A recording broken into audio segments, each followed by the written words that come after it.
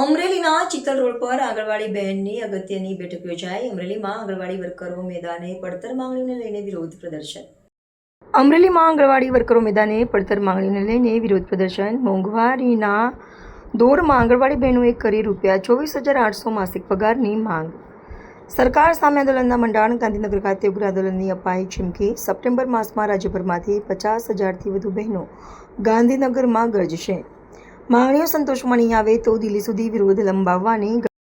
અમે વર્ષોથી સરકાર પાસે એક જ માગણી કરીએ છીએ કે અમને સમાજજનક વેતન આપો।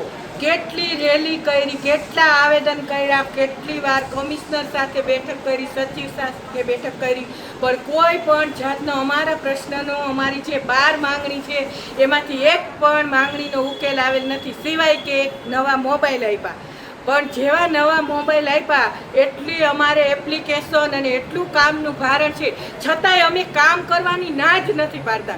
પણ અમને સન્માનજનક વેતન આપવું જોઈએ, જે નામદાર હાઈકોર્ટે ચુકાદો આપ્યો 24,800 અને 20,300, તો એના માટે સરકાર અમારી સામે અપીલમાં ગઈ સુપ્રીમ કોર્ટમાં અમે પણ કેસ દાખલ કર્યો છે અને અત્યારે અમારો કેસ ટેબલ પર પણ આવી ગયો છે। ત્યાં સુધી અમે સરકારને એમ કહીએ છીએ કે જ્યાં સુધી સુપ્રીમનો ચુકાદો ન આવે ત્યાં સુધી અમને વચગાળાનું વેતન આપો।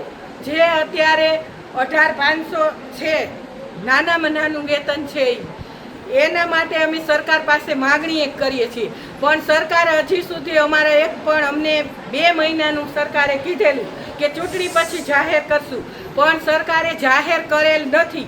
તો હવે એના માટે અમે આજરોજ અમરેલીમાં આખા જિલ્લાની બહેનો, તમે જોવો છો એટલા બહેનો હાજર છે, એટલા બહેનોને અમે ગાંધીનગર 9મા મહિનામાં એટલે કે સપ્ટેમ્બર માસમાં અમે મોટું આંદોલન કરવાના છીએ।